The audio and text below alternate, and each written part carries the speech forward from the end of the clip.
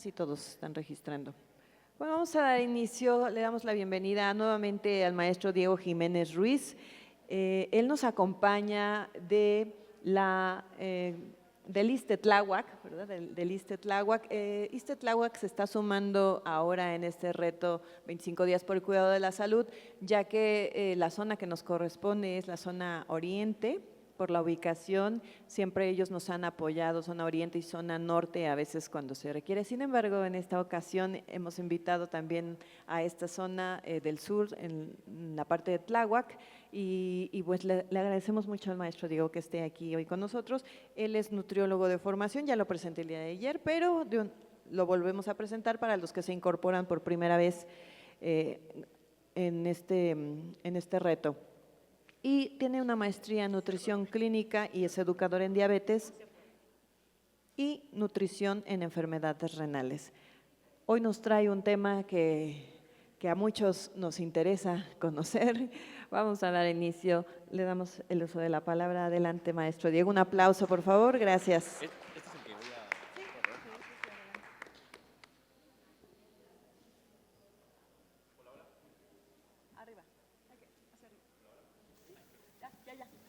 Ya me escucho muy bien, ok. Hola, ¿qué tal? Bueno, ya me hicieron el favor de presentarme. Mi nombre es Diego Jiménez, yo soy nutriólogo de formación. Primero que nada, muchas gracias a la licenciada Sara, a todos ustedes por darnos un poquito de su tiempo. Yo sé que hay bastantes actividades que hay que hacer día en día, pero bueno, como ya les hemos comentado anteriormente, creo que la salud es bastante importante. Entonces, el hecho de que estén invirtiendo aquí unos minutitos, pues créanme que les va a beneficiar mucho, ¿vale?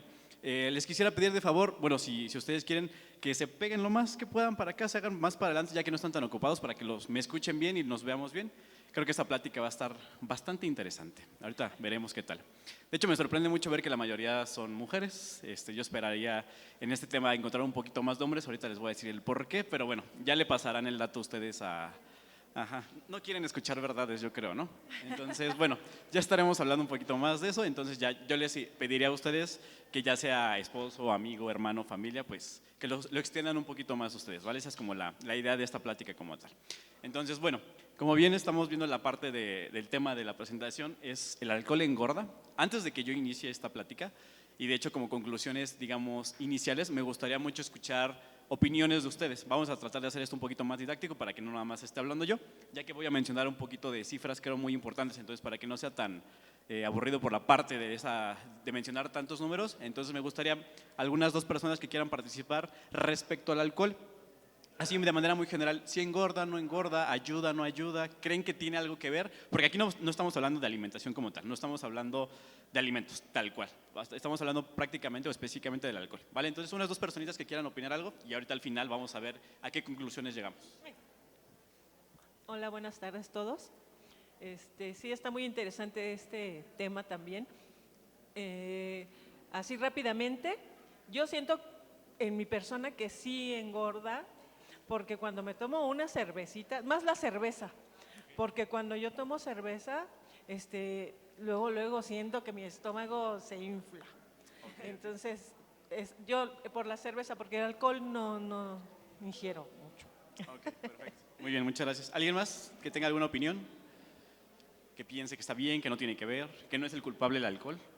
Yo creo que el alcohol a lo mejor ligeramente puede, porque al final cuenta el alcohol después se vuelve en una enzima, si no mal recuerdo, pero es más el cómo lo combinamos con los refrescos, con agua. En alguna práctica yo escuché de que era mejor con agua mineral o incluso solo. Entonces, y en algunas ocasiones o en unas zonas te lo dan como aperitivo. Entonces, yo creo que también dependiendo el tipo de alcohol y con qué él se combine. Perfecto, muy bien, muchas gracias por su participación. ¿Alguien más? Bueno, la última para no demorarnos un poquito más. Buenas tardes a todos. Pues yo pienso que la cerveza sí engorda porque al fin y al cabo está hecho de cebada y la cebada pues también les ponen como a la harina para hacer un pastel y para que se infle, es todo. Ok, muchas gracias. Entonces, de conclusión así rápida, por lo que veo, estamos satanizando a la cerveza nada más. O sea, la cerveza sí engorda, pero el whisky, el ron, el tequila, eso sin problemas. Eso estoy entendiendo. Ok, vamos a comenzar, ¿vale? La siguiente, por favor. Entonces, bueno, vamos a plantear, o yo estoy planteando aquí unos objetivos generales y específicos para ver si al final de la sesión como tal los estamos cumpliendo, ¿vale? Primero, la idea es facilitar información sobre el impacto que tiene el alcohol en la salud, ¿vale? Segundo, identificar si existen recomendaciones en cuanto al consumo de alcohol en la población mexicana. No sé si sepan o hayan escuchado si sí se recomienda, no se recomienda, nos inventamos recomendaciones o realmente existe algo. Y por último, proponer estrategias y alternativas para generar una cultura de prevención en cuanto al consumo de bebidas alcohólicas. ¿Ok? Esos van a ser los 3 objetivos generales de esta sesión. Siguiente, por favor. Y específicos, con objetivo específico me refiero ya a algo muy particular, hablando específicamente de algo, ¿vale? Explicar cómo afecta el alcohol los diferentes órganos y sistemas del cuerpo humano, porque creo que eso es un sí o sí, independientemente de si le puse mineral, si no le puse mineral, si está solo, si es alcohol premium o alcohol económico, vamos a llamarlo así, ¿vale? Diseñar estrategias para reducir el contenido calórico en las bebidas alcohólicas, porque claro, va a haber estrategias que vamos a incentivar, como ya lo mencionaron hace un momento, que tenga más calorías todavía per se o que sea algo un poquito más reducido en calorías, ¿vale? Yo les voy a ayudar con esa parte. Ojo, no estoy recomendando yo que consuman, ¿vale? Eso voy a dejarlo bien en claro. No quiero que acabe esta sesión y diga, Diego dijo que sí puedo consumir alcohol si es así. No, o sea, nunca va a ser mi recomendación, ¿vale? Es estrategia. Y explicar la relación del consumo de alcohol en enfermedades crónicas más comunes en la población mexicana, porque como lo comentamos a lo largo de nuestras interacciones que hemos tenido, no es lo mismo dar recomendaciones generales para un paciente que no tiene ninguna enfermedad, que es sano, digámoslo así, a un paciente que ya tiene diabetes, que vive con diabetes, que tiene hipertensión o alguna otra de las enfermedades más comunes, ¿vale? Ok, siguiente por favor. Entonces, ok, como siempre, pues vamos a tener que empezar con algo de epidemiología. Con epidemiología nos estamos refiriendo a toda esta parte de estudios, de investigaciones que nos arrojan realmente el porqué de las cosas. Porque si yo les vengo aquí a dar datos y dicen, pero pues ¿quién lo dice? ¿Lo digo yo me los inventé o de dónde los saqué? No, pues todo esto tiene una evidencia, una investigación, ¿vale? Entonces, realmente les puse este estudio, igual si gustan lo puedo compartir con la licenciada Sara. Es muy sencillo de leer, está en español, está cortito, está práctico y fácil, ¿vale? Entonces, realmente este estudio viene de la ENSANUD. No sé si alguien aquí sepa qué es la ENSANUD, lo ha escuchado, nunca en la vida lo había escuchado. ¿Nunca han escuchado la ENSANUD? ¿Nunca han ido, no sé si les ha tocado ya sea en su casa, en la de sus abuelitos, que vayan de parte de la delegación como tal a hacer encuestas de cuántos viven en tu casa, como tipo el INEGI, por ejemplo, de cuántos viven en la casa, qué servicios tienes? Es algo similar, pero la estrategia de la ENSANUD o el objetivo de la ENSANUD no es saber cuántas personas viven en la casa, sino va más enfocado a temas de salud en cuanto a población infantil y población adulta, ¿vale? Se dan categorías. De esa manera, por ejemplo, no sé si han escuchado cuando en las noticias, o sí, en noticias más que nada, empezamos a escuchar que ya somos primer lugar en obesidad infantil también. Todas esas investigaciones o datos salen de este tipo de estudios. No quiere decir que sea el único, pero es de los más relevantes aquí en población mexicana, ¿vale? De manera general, en esa ENSANUD lo que hace es sacar datos estadísticos de personas que hacen ejercicio, las que no hacen ejercicio, los que son obesos, los que no presentan obesidad, los que no tienen obesidad, pacientes que viven con diabetes y desglosan absolutamente todo, ¿vale? Yo me voy a puntualizar específicamente en lo que vamos a hablar, de alcohol, ¿vale? Entonces, dentro de esa ENSANUD, sacaron datos estadísticos específicamente de patrones de consumo de alcohol, pero ya vieron, adolescentes y adultos mexicanos, 2022 es bastante reciente. ¿Y qué encontramos de manera general? Fue tanto en estrato rural y urbano, o sea, no se centraron nada más en población ciudad, sino también en un estadio rural, 8 regiones del país. Y más o menos el rango de edad, ya vieron, es adolescentes de 10 a 19 años, fueron 3.547 personas, es algo bastante significativo, y adultos de 20 en adelante, o sea, a partir de 20 en adelante lo consideramos como adultos, 11.913 personas. Entonces son datos bastante buenos, ¿no? Ok, siguiente por favor.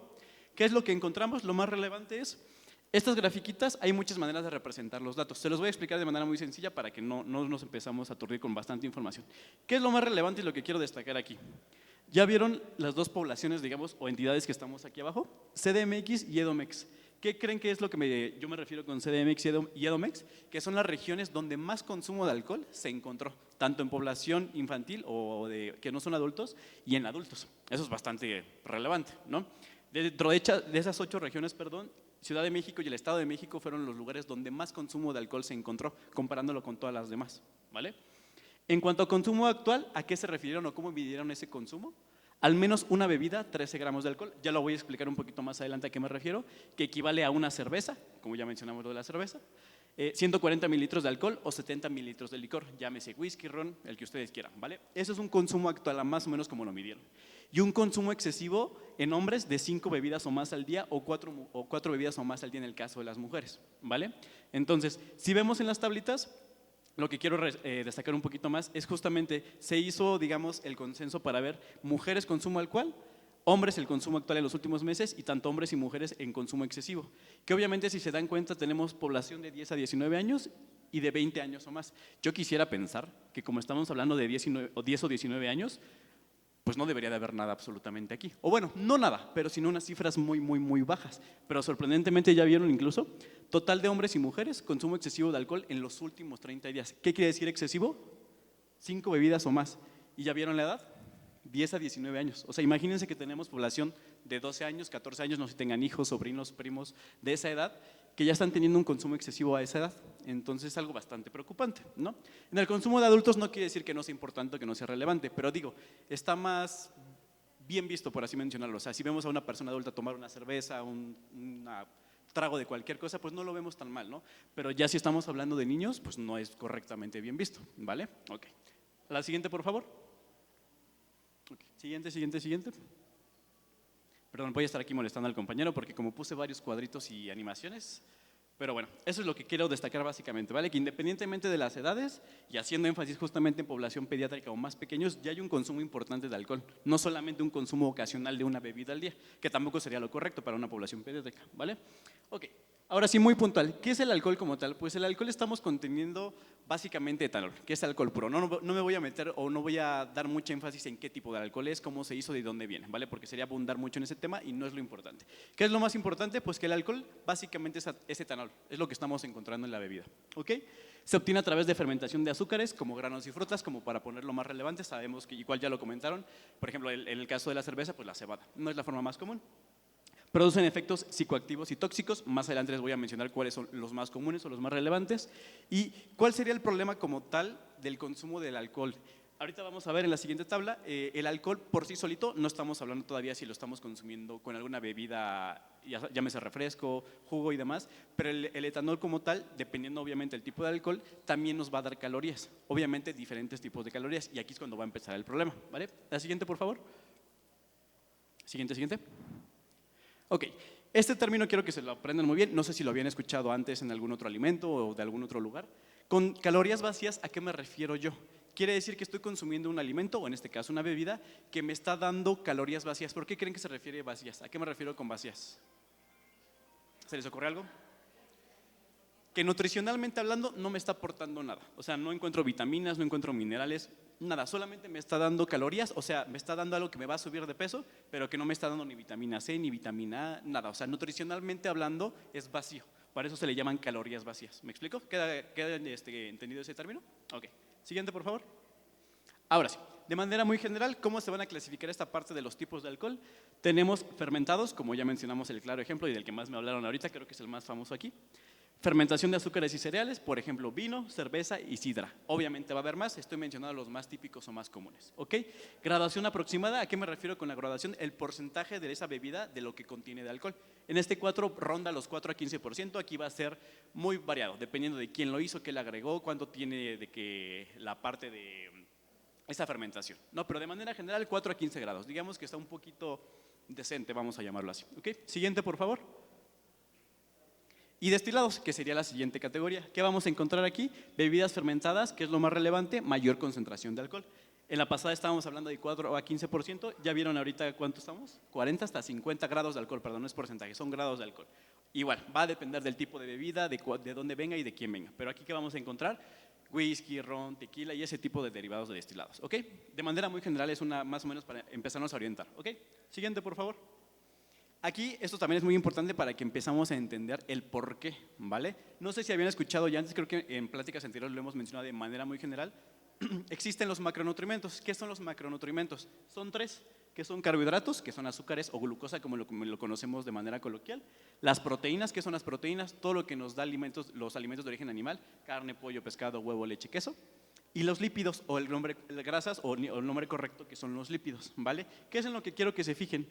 Por cada gramo de proteína o de carbohidratos de azúcares, los lípidos específicamente, ¿ya vieron cuánto nos dan? Por cada gramo de lípido que yo consumo, obtengo 9 kilocalorías. Y ya vieron que de proteínas y de carbohidratos son 4 nada más.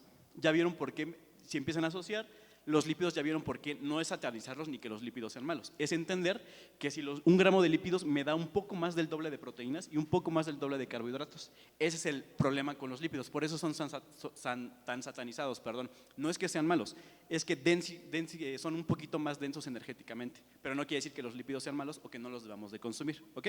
Vale, siguiente por favor. Ok, ahora sí. Entonces, recordando esta parte, quedamos que un gramo de lípido nos va a dar aproximadamente 9 kilocalorías. Quiero que se queden con ese dato, ¿vale? Recuérdenlo, por favor. Entonces, valor nutricional del alcohol. Obviamente esta tablita pues va a depender mucho de la teoría, de quién la estemos sacando, quién nos la esté mencionando. Pero quiero que se empiecen a fijar más o menos cuánto nos estamos obteniendo. Yo les puse aquí unos cuadritos en verde para catalogar, digamos, las bebidas que menos kilocalorías nos dan y en punto rojo las bebidas que más densamente energéticas son. No sé si alcanza a ver bien desde ahí. Pero ya vieron que en primer lugar les puse el aguardiente, que el aguardiente creo que es una bebida más común en Colombia, por ese tipo de lugares, ¿ok? Quiere decir que por media copa, solamente media copa, estamos obteniendo, ¿ya vieron cuántas kilocalorías? ¿Se alcanza a ver? 231. Por media copa de aguardiente solita, no estoy hablando si la está consumiendo con algo más. Media copa de aguardiente que son 100 mililitros, no sé si te mencionamos cuánto es 100 mililitros. Nada. 100 mililitros nos están dando 231 kilocalorías, nada más, ¿ok? Y otro ejemplo más común, me fui a uno más coloquial, el whisky. Una dosis de los mismos 100 mililitros nos da 240 kilocalorías, ¿ok? Entonces vamos a avanzar y vamos a poner ejemplos para que veamos el porqué justamente de esa parte. La siguiente, por favor. Ok, vamos a ponerles un ejemplo.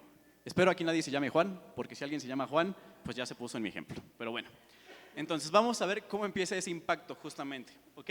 Entonces aquí nuestro amigo Juan, de 40 años, tiene un consumo promedio de 2,000 kilocalorías diarias. O sea, eso es lo que él debe de consumir día a día para estar, digamos, bien, ¿ok? Entonces, él refiere que toma de 1 a 2 tragos diarios llegando del trabajo por estrés, porque dice que tiene mucho trabajo, llega muy cansado, muy estresado, y cuando llega a casa, pues se prepara una cubita, y con eso se relaja un poquito, pero eso es diario, yo estoy hablando de 1 a 2, es un ejemplo, ¿vale? Ok, la siguiente por favor. Siguiente. Ok, entonces, vamos a ver ahora sí el impacto, cómo empieza a cambiar esta parte. Yo les mencioné que en este caso, nuestro querido amigo Juan está consumiendo, vamos a ponerle whisky, que es el ejemplo que yo tomé.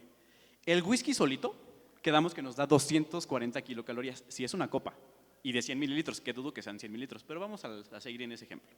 Una copa de whisky solito, que sería el ejemplo que tenemos acá, nos da 240 kilocalorías de manera general. O sea, sí, por 100 mililitros de whisky, 240 kilocalorías de cajón.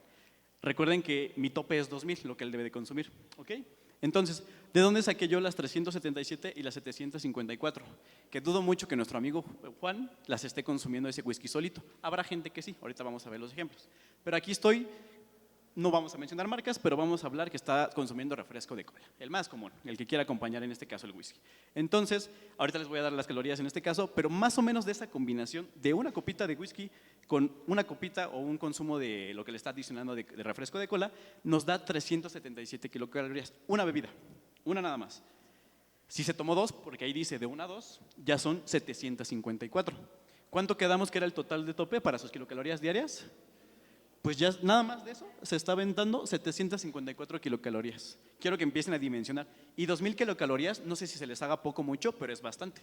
Normalmente las recomendaciones que dan de manera general para toda la población siempre toman en cuenta 2,000 kilocalorías, pero es muy difícil que alguien alcance o más bien deba de consumir 2,000 kilocalorías.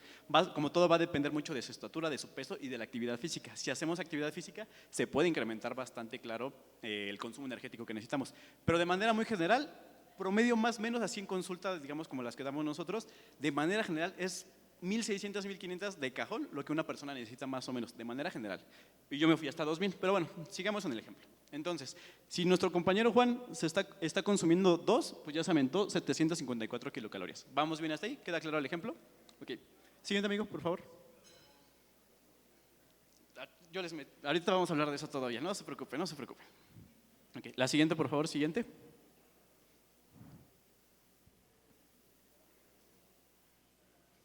Ok, ahora sí. Entonces, ¿Por qué les puse estos recuadritos yo aquí como que lo tengan en cuenta? Porque justamente como mencionaba aquí mi buen compañero, muchas veces pensamos en alcohol y refresco y sí es mucho azúcar, y como bien ¿cuál es tu nombre, amigo? Lalo, como menciona mi compañero Lalo pero si tomé refresco sin azúcar, ok, justamente les puse el ejemplo también de todo, yo pensé en todo, no se preocupen, entonces esto también lo vamos a hablar ahorita. Pero bueno, sigamos en este ejemplo y ahorita avanzamos. En este caso estamos consumiendo azúcar del refresco, porque en este caso estoy poniendo el ejemplo de un refresco con azúcar, el que ustedes quieran, pero con azúcar. Y el whisky pues también va a tener azúcar. Entonces estamos consumiendo azúcar más sodio. ¿De dónde viene el sodio? ¿Qué está consumiendo ahí que tiene sodio? No, no necesariamente. Pues el refresco, ¿no? El refresco tiene sal. ¿O no sabían que los refrescos normalmente tienen mucha sal? Y si no, pues ya lo saben, el refresco tiene sal, siempre. Va a depender como todo el tipo de refresco, pero tiene mucho sodio, que el sodio es la sal, recuerden. Entonces, nuestro amigo Juan no solamente está consumiendo más kilocalorías, 754, más azúcar, sino que también más sodio. Ahí van 3 elementos que no está considerando, ¿ok? La siguiente, por favor, amigo. Vamos al siguiente ejemplo. Siguiente, por favor.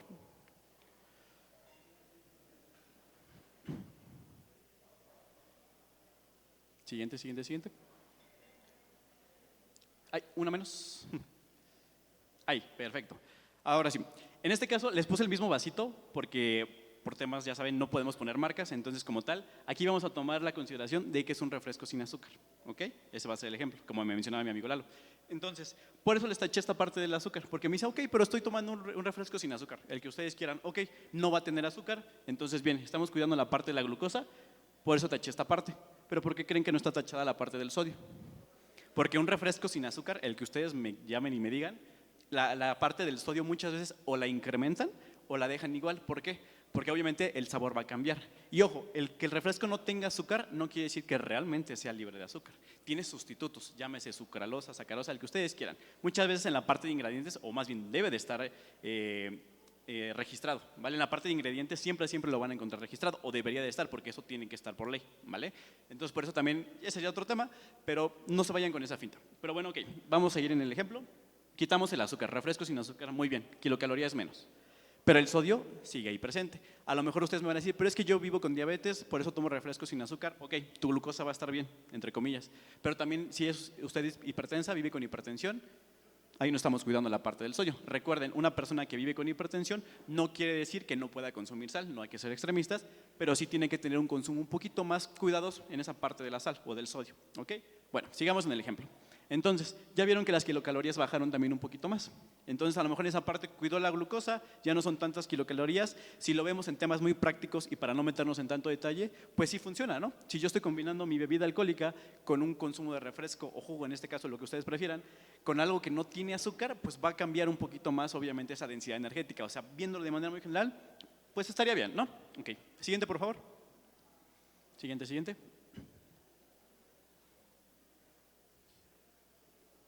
Vamos al otro ejemplo que me mencionaban, pero si nada más yo soy de los que tomo alcohol en las rocas nada más, ok, va a tener un poquito más de beneficio. ¿Por qué? Porque obviamente la cantidad de kilocalorías, si se dan cuenta, va a ser completamente igual al refresco sin azúcar, que es lo que muchas veces nos dice, no, pues si no tiene kilocalorías, no tiene azúcar, pues prefiero ponerle un refresco sin azúcar que consumirlo solo. Pero recuerden que es lo que no estamos dejando de lado. ¿Le puedes avanzar un poquito más, amigo, por favor? Quedamos que el azúcar se va a quitar porque no le estoy agregando refresco, pero el sodio sigue presente, en este caso, ¿vale? Aquí va a depender mucho justamente pues, del tipo de bebida, ¿ok? Siguiente, por favor, siguiente. Ok.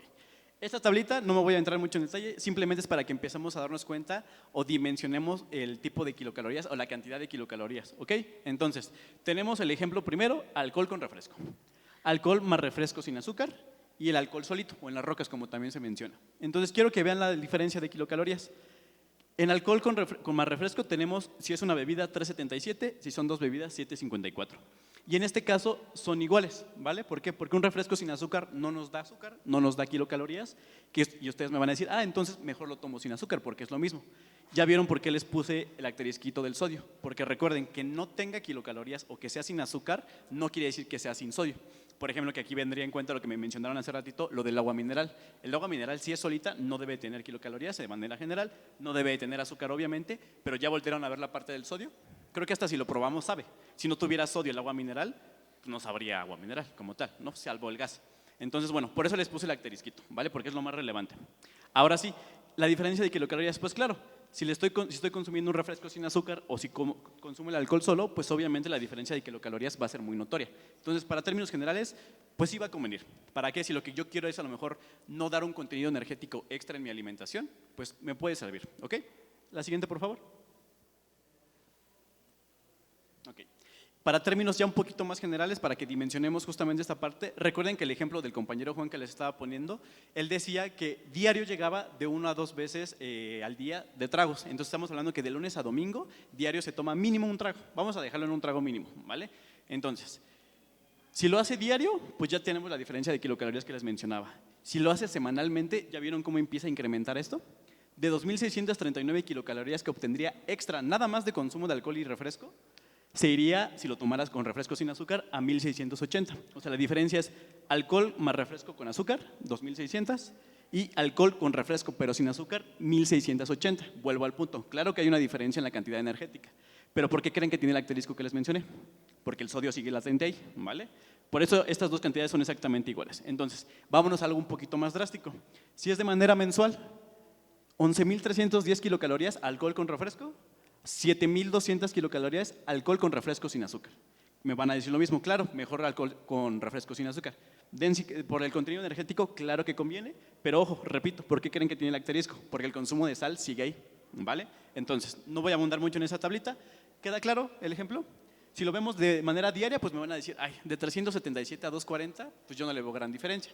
Pero volviendo al ejemplo del compañero Juan, él lo hace diario, mínimo una, y me estoy yendo al grado poquito, un traguito nada más. Entonces, ya si lo hacemos de manera semanal y si lo hacemos de manera mensual, es cuando realmente viene ese impacto extra. Que muchas veces cuando en consulta empezamos a analizar las cosas y me dicen, es que yo no sé por qué estoy subiendo de peso o me cuesta mucho bajar de peso, si no como mucho. O sea, sí tomo alcohol, pero es un trago diario nada más. Pero empezamos a analizar este tipo de cosas y digamos, lo prolongamos ya una semana, que es, a lo mejor si es un hábito de él, pues obviamente es cuando vemos el impacto que tienen las kilocalorías, ¿vale? Quedamos que el compañero Juan eran 2.000 kilocalorías al día y de ahí de un día está consumiendo 754. Obviamente las otras restantes para 2.000 kilocalorías seguramente las rebasa nada más con la alimentación y ahí el porqué de por qué o no bajamos de peso o empezamos a subir más de peso, ¿vale? ¿Dudas en esta parte? Ok, siguiente por favor. Ok, siguiente. Pero ojo, aquí también lo escuché y creo que es muy importante. Normalmente, cuando consumimos alcohol, ya sea solo, en una reunión, en una fiesta, vamos a un bar o donde les guste a ustedes convivir normalmente, ¿a poco no se antojan unos cacahuates, unas papitas, que las pistaches, que lo que nos pongan ahí, ¿no? Entonces, yo no estaba considerando la parte del snack, como se le llama comúnmente, ¿no? Que me van a decir, no, digo, yo no consumo absolutamente nada. Ok, válido. Pero vámonos al ejemplo que es más común. Normalmente se antoja como estar ahí botaneando, ¿no? Un ejemplo muy clásico, papitas. Igual no vamos a mencionar marcas, simplemente una porción aproximada más o menos son 308 kilocalorías extras todavía, nada más de las papitas, no estoy hablando de lo demás, nada más de las papitas. Esto era lo que obtuvimos de refresco con azúcar más alcohol, 377 de una, 754 de dos. Pero ¿qué pasa si le agregamos las papitas? ¿Le puedes avanzar un poquito, amigo? El azúcar claro que sigue presente, el sodio sigue presente. Otra. ¿Ya vieron cómo se transformó esto de acá?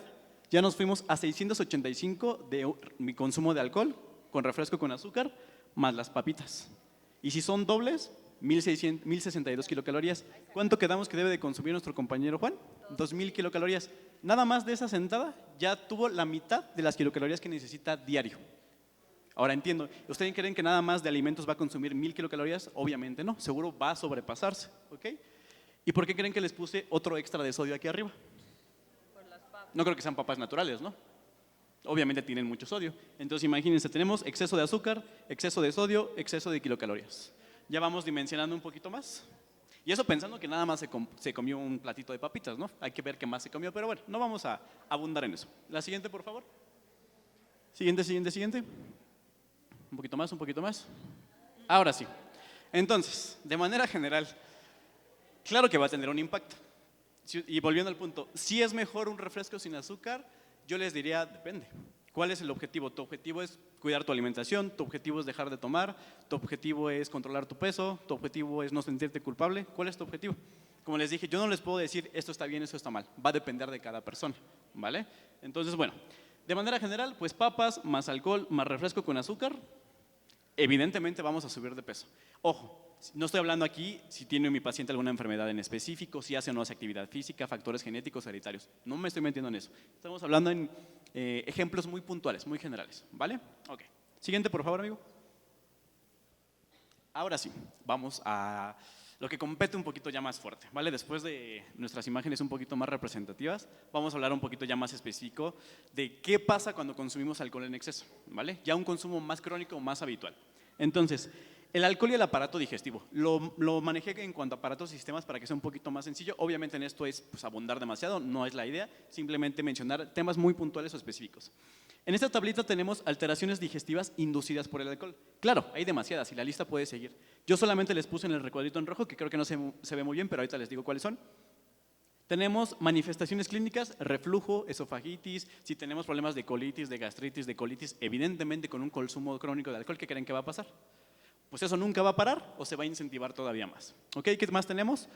Dificultad para la absorción de nutrientes, evidentemente, porque hay, digamos, cuando hay un consumo crónico de alcohol, obviamente el alcohol empieza a modificar la forma en que nosotros absorbemos los nutrientes. No estoy hablando de por una cerveza, no, estoy hablando ya de un consumo crónico. Ya recuerdan la referencia que les puse, en hombres de 4 a 5 bebidas, y en mujeres 4 bebidas por día. ¿Vale? Eso ya es un consumo crónico como tal. A ese grado es al que estoy hablando, ¿ok? Esteatorrea, que es por ejemplo cuando empezamos a tener presencia de heces ya con grasas tal cual, porque ya empieza a haber tal cual un daño a nivel intestinal que ya ni siquiera podemos absorber bien nuestros nutrientes, ¿ok? Y eso es por mencionar algunos, como les dije, la lista puede seguir y seguir y seguir. Siguiente, por favor. Okay. Siguiente. Entonces, de manera general recuerden que de los macronutrientes yo les hablé de carbohidratos, de proteínas y de lípidos. Las proteínas voy a hacer mucho énfasis aquí porque es justamente el problema que empieza a ver con los pacientes que ya son alcohólicos crónicos, o sea, pacientes hablo que ya tienen un alcoholismo crónico. Realmente no sé si conozcan a alguien, hayan visto a alguien en un hospital, un familiar cercano o un conocido que tenga ya un problema de alcoholismo. No voy a hablar que de todos, pero de manera muy general son pacientes que tienen desnutrición como tal. Son pacientes ya muy flacos, muy delgados o a lo mejor que tienen un problema de como le decimos comúnmente, nuestra pancita chelera, ¿no? Pero bueno, ese ya es otro tema, pero normalmente son pacientes que son desnutridos, o sea que la masa muscular que tienen ellos ya prácticamente es nula.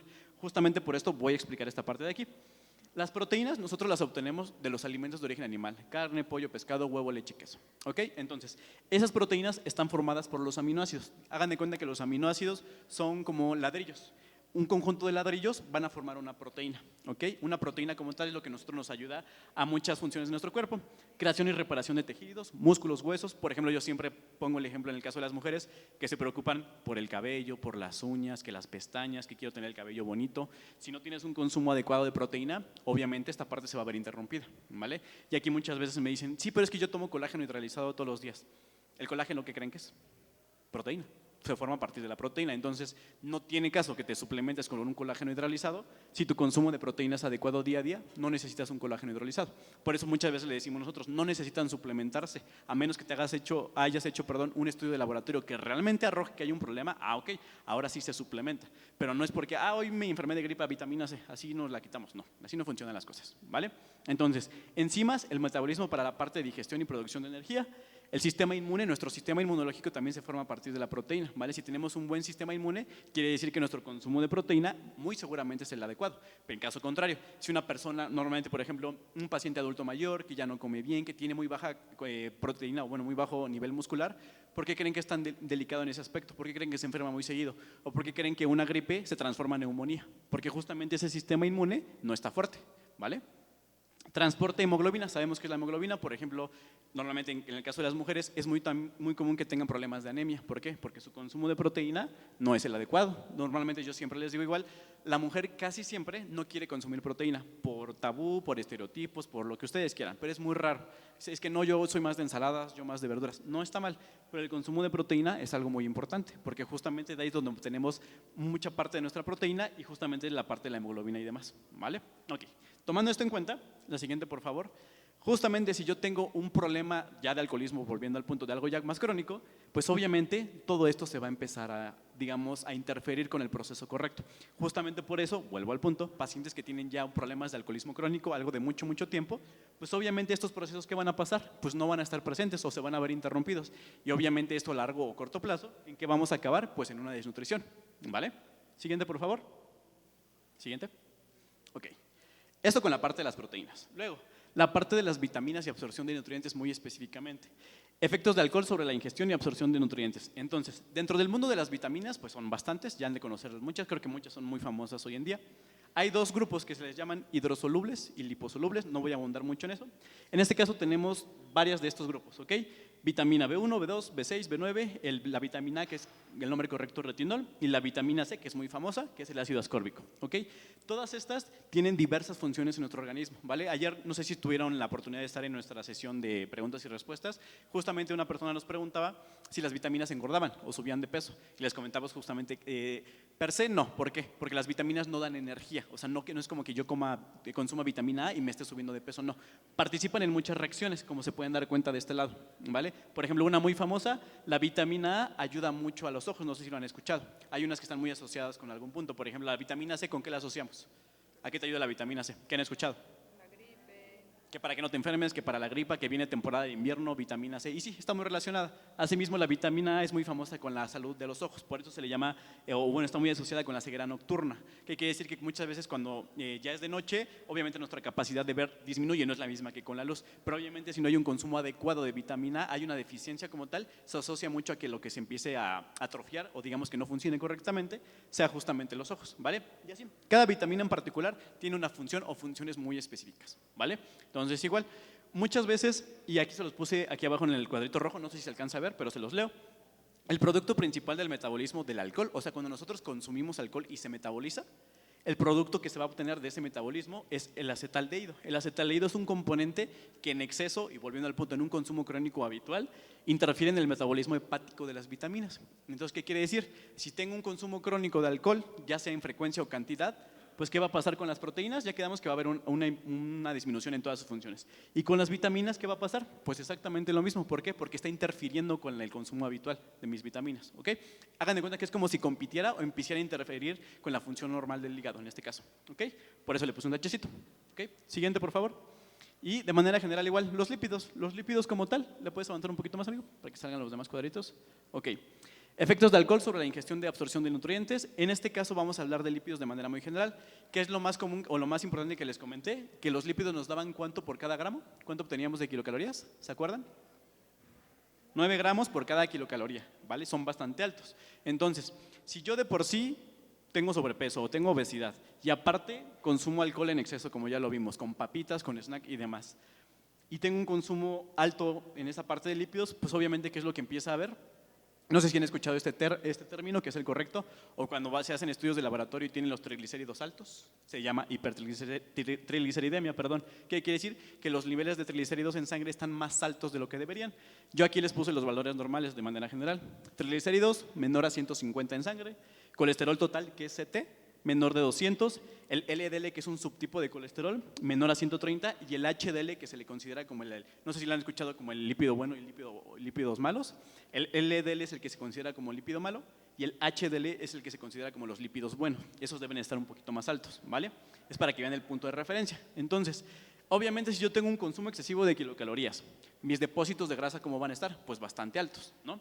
Y tengo niveles plasmáticos de triglicéridos altos, pues obviamente eso es como, digamos, un círculo vicioso, algo que va a estar siempre latente, ¿vale? Entonces, por ende, es muy común que los pacientes también que tienen o empiezan con un consumo ya crónico de alcohol, empiecen a tener problemas de absorción, como lo vieron en la parte de vitaminas y proteínas, y en el caso de los lípidos, pues obviamente empiece a elevarse todo, ¿ok? Siguiente, por favor. Y ahora sí, vamos a hablar del hígado, que es el más, no el más importante aquí, pero sí uno de los que tiene que ver mucho. ¿Por qué? ¿Cuáles son de las funciones más importantes del hígado que conocen ustedes? ¿Qué hace el hígado en nuestro cuerpo? Ok, filtrar. ¿Alguien más? ¿Qué más hace el hígado?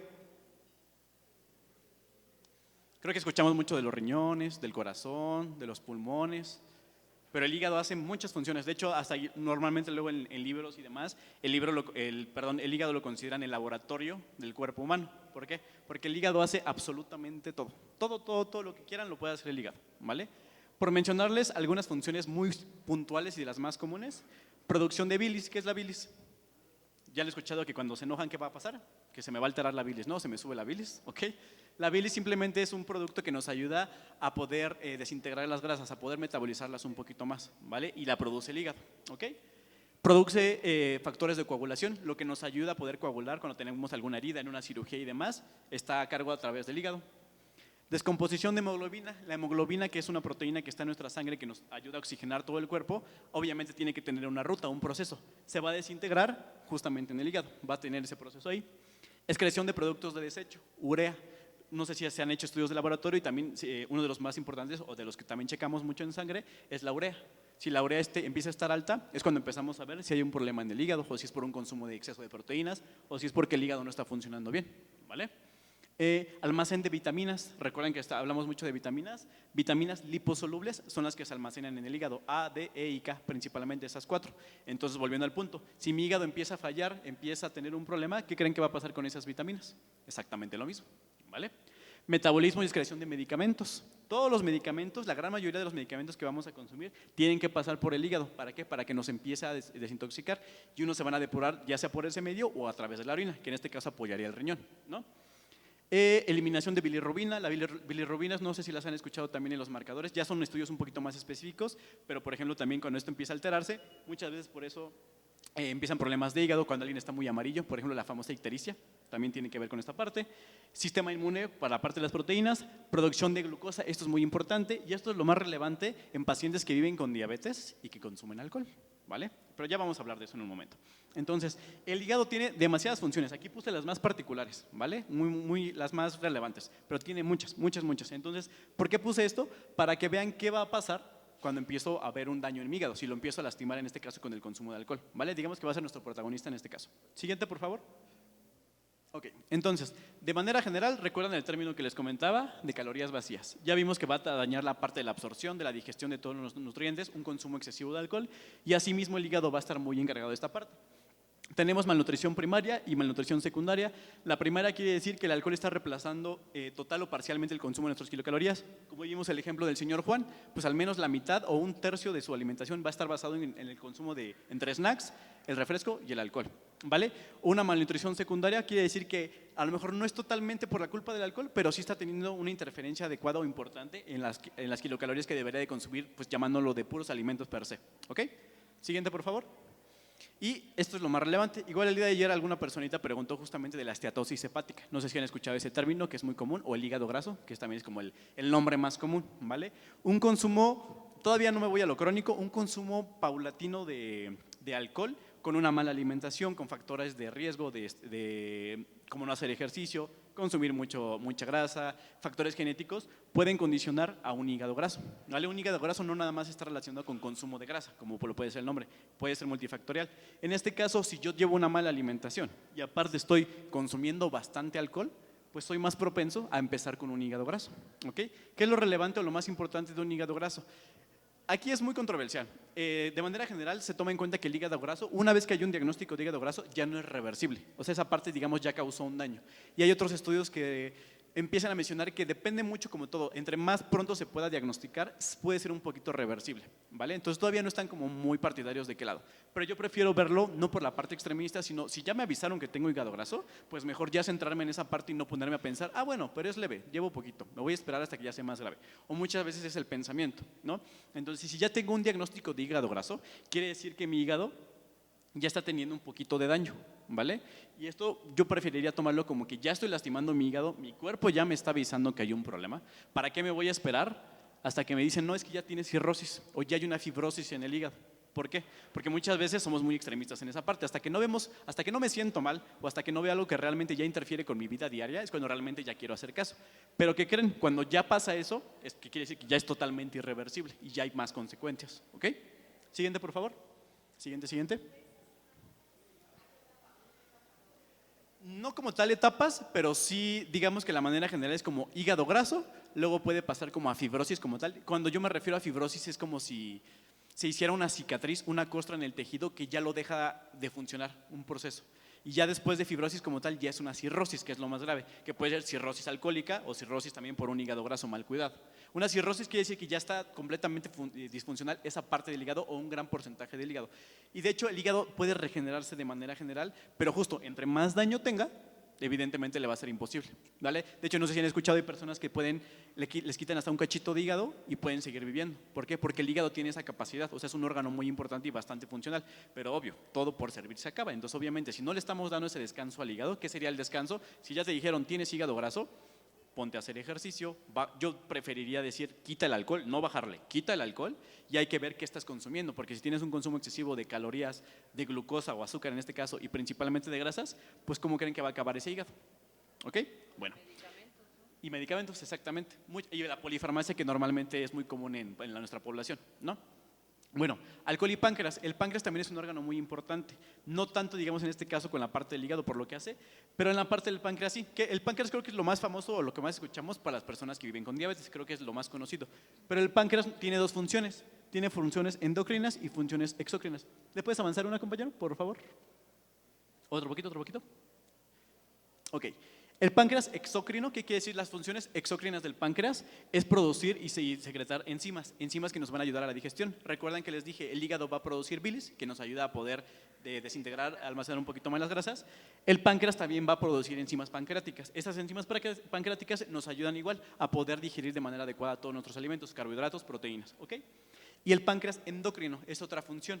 Lo más importante o el más común es la insulina, que se produce en las células beta del páncreas. El páncreas tiene varias células, cada célula en particular van a producir algo. La más famosa, creo que coloquialmente, es la insulina. Entonces, ¿qué creen que va a pasar si el páncreas se empieza a destruir por una mala función justamente o por un consumo excesivo de alcohol?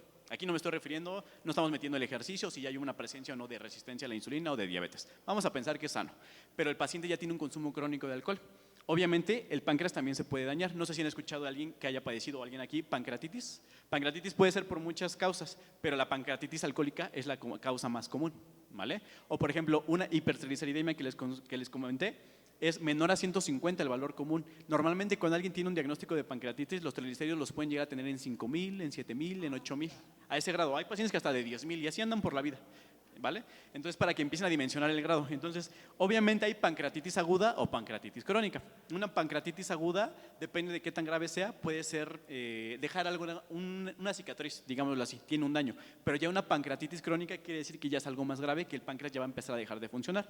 Si el páncreas deja de funcionar, estas dos funciones que creen que va a suceder, van a empezar a fallar. Las enzimas pancreáticas no se van a producir de la misma calidad o en el mismo porcentaje. A lo mejor si se producían al 100, ahorita se producen a un 50%. Entonces, ¿qué creen que va a pasar con la ingesta de nutrientes? Ya no lo vamos a absorber igual, todo me va a caer pesado, todo me va a hacer daño. ¿Y eso qué condiciona? Más desnutrición, ¿no? Igual acá, el tachecito en el cuadrito azul decía insulina. Yo les dije que el páncreas produce insulina. Obviamente, si mi páncreas está dañado, la insulina que va a producir no va a ser de la misma calidad o va a bajar esa producción porque ya tiene un daño. ¿Y qué creen que va a pasar? Puede ser un diagnóstico de diabetes mellitus, ¿vale? Y nada más estoy hablando del daño del alcohol. Y si mi paciente, volviendo al punto, tiene obesidad, su papá y mamá tienen factor genético porque también vivían con diabetes, si no hace actividad física, si come mal, pues mucho más temprano puede llegar este diagnóstico, ¿no? Es para que empiecen a ver la relación de que no nada más estoy afectando un órgano, se afectan varias partes, ¿ok? Siguiente, por favor. Siguiente. Ok. Alcohol y sistema nervioso, de manera general centrándome en la parte de sensaciones, de cómo reacciona nuestro cuerpo, más que nada en la parte del cerebro. Recuerden que en un inicio les mencionaba que eran daños psicoactivos, en este caso. Atrofia cerebral, esto se ha visto mucho en personas que son alcohólicas, pero desde edad jóvenes, como lo veíamos en el estudio principal. Obviamente, entre más tiempo llevas tomando, más se puede empezar a dañar esta parte. Polineuropatía mixta, que esto es algo muy común, por ejemplo, en pacientes que ya tienen un consumo crónico, empiezan a tener problemas justamente en esta parte de sensación. Tienen dolor, quemazón, debilidad, hipersensibilidad, que me tocan y siento como mucha sensibilidad en la piel. Eso es algo muy característico, son como, digamos, presencia o ciertas atrofias que se empiezan a ver en esta parte. Delirium, ansiedad, obviamente problemas de depresión, y ya vieron hasta arriba a la derecha tenemos epilepsia, 3 veces más riesgo en un consumo crónico, ¿vale? Obviamente porque todo está llegando a la parte también cerebral o el daño neurológico que puede ocasionar. Y esto por mencionar unas cosas muy sencillas o muy puntuales, ¿vale? Siguiente, por favor. Alcohol y cáncer. El alcohol lo podemos relacionar con lo que ustedes quieran, ¿vale? Yo simplemente estoy poniendo lo más relevante en este caso. 5 veces más riesgo de cáncer de boca y faringe, 5 veces más riesgos de cáncer de esófago, 2 veces más riesgo de cáncer de hígado, evidencia de cáncer de páncreas y de próstata, que ustedes me pueden decir, pero pues próstata, ¿por qué? Si no pasa por ahí, pero imagínense hasta qué grado puede pasar o puede haber, que hasta en este caso se ha visto un poquito más de incremento. Y en este caso ya vieron también que estamos agregando tabaco más alcohol, porque también muchas veces es común que una persona mientras está, yo lo he escuchado, está tomando, se le antoja el cigarro, porque eso me han dicho, ¿vale? Tabaco más alcohol, más cáncer de boca y todavía más cáncer de faringe, ¿no? 1.5 más veces de cáncer colorectal, 1.6 más veces de riesgo de cáncer de mama en el caso de las mujeres y 2.6 veces más riesgo de cáncer de laringe. O sea, cáncer, claro que va a haber más evidencia o se va a incentivar más, nada más por la parte del alcohol, ¿vale? Siguiente, por favor. Alcohol y diabetes. Alcohol y diabetes es un tema también muy importante. De esto también podremos aventarnos una plática enterita, ¿vale? Voy a mencionar lo más importante y lo que quiero que sea. ¿Alguien aquí vive con diabetes? ¿Puede levantar la mano? Ok, tenemos varias personitas, ok. ¿Qué es lo más importante que yo quiero que tomen en cuenta en esta parte? Hay más riesgo de hipoglucemia. Con hipoglucemia recuerden que quiere decir que son niveles de glucosa bajos, o sea que no son compatibles o no son los adecuados. Aquí dependiendo de las guías o de quién lo esté mencionando, son realmente de 70 para abajo. Ya se puede considerar como un riesgo de hipoglucemia y de ahí puede ser hipoglucemia leve, moderada o grave, ¿vale? Entonces, ¿por qué creen que va a haber más riesgo de hipoglucemia? ¿Recuerdan una de las funciones del hígado que les mencioné muy importante? ¿Qué hace el hígado? Que tiene que ver con la glucosa. ¿Ok? Que es justamente esto que les estoy poniendo aquí. ¿Qué creen? Y esta es una pregunta para ustedes. ¿Qué creen que sea más importante para el hígado? Estabilizar la glucosa en sangre, que es una de las funciones que tiene de manera general. Por ejemplo, si usted a lo mejor hoy vinieron muy temprano, no les dio tiempo de desayunar, su último alimento fue ayer a las 8 de la noche y ahorita son las 1 de la tarde y no han comido nada porque les dio mucho trabajo y no han podido. ¿Quién creen que hace que, cuando no vivimos con diabetes, que es el encargado de que empiece a soltar glucosa a la sangre? El hígado es el encargado de hacer eso, ¿vale? Cuando no vivimos con diabetes y cuando funciona de manera normal. Entonces repito la pregunta, ¿qué creen que es más importante para el hígado? ¿Estabilizar la glucosa en sangre o desintoxicar tu cuerpo porque le estás metiendo alcohol? ¿Qué creen que sea más relevante para el hígado? Porque tiene que decidir qué hacer. O te doy glucosa porque no me estás dando alimento, o te quito un agente tóxico porque el alcohol es tóxico. ¿Qué creen que sea más importante para el hígado? Pues obviamente desintoxicarte, porque eso te puede matar más rápido que una glucosa baja, ¿vale? Porque el hígado puede pensar, ok, pues yo creo que me va a dar de comer en algún momento. Entonces mi chamba es quitarle el alcohol, el agente tóxico dañino. Entonces ese es el problema. Una persona que vive con diabetes, independientemente del tipo de diabetes que sea, ¿cuál es el problema? Que recuerden que no puede estabilizar justamente estos niveles de glucosa en sangre normales, porque su páncreas, porque el hígado y demás no están funcionando adecuadamente, por eso se diagnosticó la diabetes. Entonces en este caso, si yo no estoy comiendo, vivo con diabetes y aparte estoy consumiendo crónicamente alcohol, pues ¿por qué creen que hay más riesgo de hipoglucemia? Porque no le estoy dando glucosa a mi cuerpo, porque le estoy metiendo alcohol y mi hígado está sacando todo ese alcohol que estoy consumiendo, por eso hay más riesgo de hipoglucemia, ¿vale? Entonces por eso es más peligroso. En una persona que no vive con diabetes, en este caso el hígado digamos que puede hacer esa doble chamba, pero vuelvo al punto, por eso en un consumo crónico es cuando se empieza a dañar al hígado y el páncreas. ¿Por qué? Porque les estoy metiendo más trabajo del que debería de hacer en este caso, ¿ok? Y ahora, ¿qué más estamos agregando? Las personas que viven con diabetes normalmente tienen medicamentos, ¿no? Alcohol más insulina, más medicamentos, específicamente las sulfonilureas, ¿qué creen que produce? Más hipoglucemia, porque esos medicamentos lo que hacen es bajar la glucosa, hacer que no se empiece a subir tanto en sangre. Entonces, si yo me inyecté insulina y en la noche me fui a un restaurante y me eché unas copitas con mis amigos, pero me puse la insulina, ¿por qué creen? O bueno, justamente es a lo que quiero referirme, pues todavía más hipoglucemia. Y esto es muy peligroso porque a lo mejor ya llegó a su casa, pero la persona vive sola y se empieza a sentir mareada y demás, y en una hipoglucemia grave hasta se puede desmayar y puede ser un coma en este caso, ¿vale? Obviamente me estoy yendo a lo más extremo, ¿vale? ¿Cuál sería mi mejor estrategia? Repito, no estoy recomendando alcohol, pero ¿cuál sería lo que puedo hacer?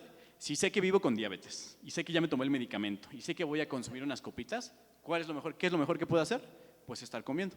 O sea, no tomar alcohol en ayuno. O no pasarme 2-3 horas de que estoy tomando y no consumir absolutamente nada. ¿Por qué? Porque mi hígado va a estar más preocupado por sacar ese alcohol de mi organismo que de darle glucosa a la sangre. Entonces mínimo ayúdale tú consumiendo algo, ¿vale? Pero repito, no estoy aconsejando el consumo de alcohol en personas que viven con diabetes, ¿vale?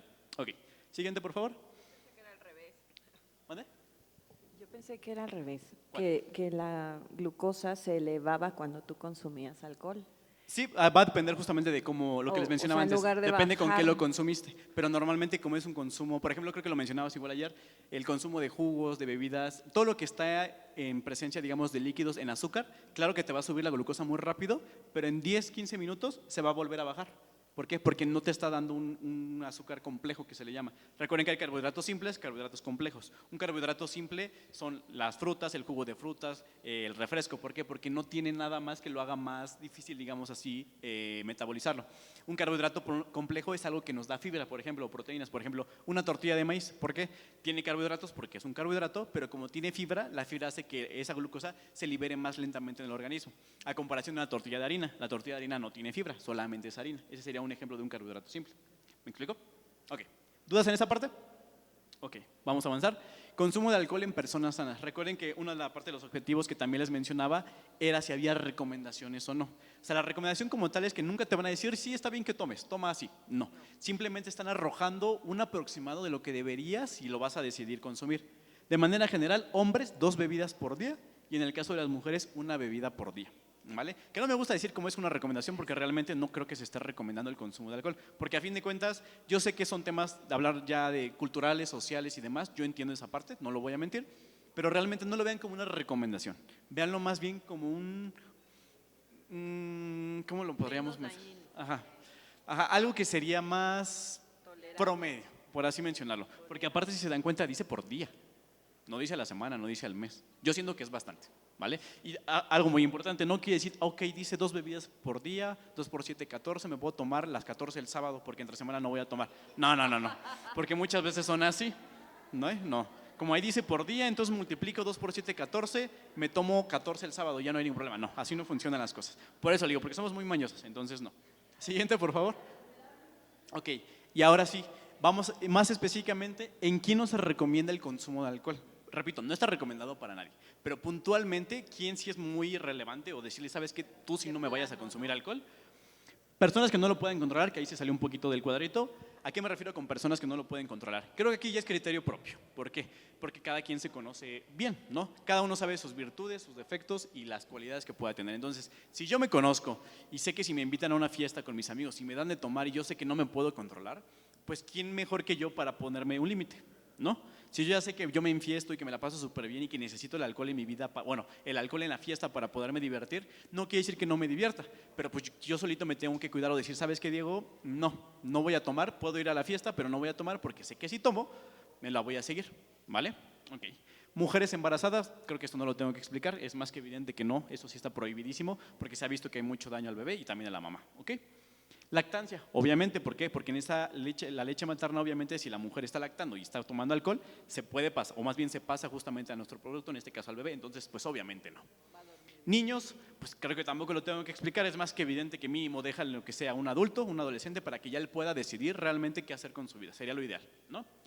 Adolescentes, que también es un problema porque yo sé que esta edad es muy difícil, digo no tengo hijos, pero las que tengan en este caso creo que lo pueden decir. Entonces yo creo que aquí más que negar o prohibir las cosas, porque muchas veces cuando prohibimos las cosas creo que cuando más la gente lo hace, incluso todos, ¿no? Es como de ¿por qué me prohíben las cosas? No, yo creo que aquí es más un tema de confianza, de hablar las cosas para explicarle el por qué, ¿vale? Porque si llegamos a prohibir muchas veces como que hasta nos dan más ganas, ¿no? De ¿por qué me prohíben las cosas? Interacción con medicamentos, esto es muy importante, puse el ejemplo de los medicamentos cuando alguien vive con diabetes, pero básicamente el alcohol interfiere con casi todos los medicamentos que me digan todos, o los hace más fuertes, o sea que su acción del medicamento sea más fuerte, o caso contrario, los inhibe. Entonces es muy importante justamente que le pregunten a su médico, en el caso que lo estén tratando, justamente si pueden llegar a consumir alcohol, o si hay alguna interacción de mi medicamento si yo voy a consumir alcohol, ¿vale? Enfermedades, obviamente. Personas que viven con diabetes, personas que viven con hipertensión, por mencionar las más comunes, pero hay unas que son más puntuales y otras no tanto, igual muchas veces por la interacción que tienen con medicamentos. ¿Ok? ¿Dudas aquí?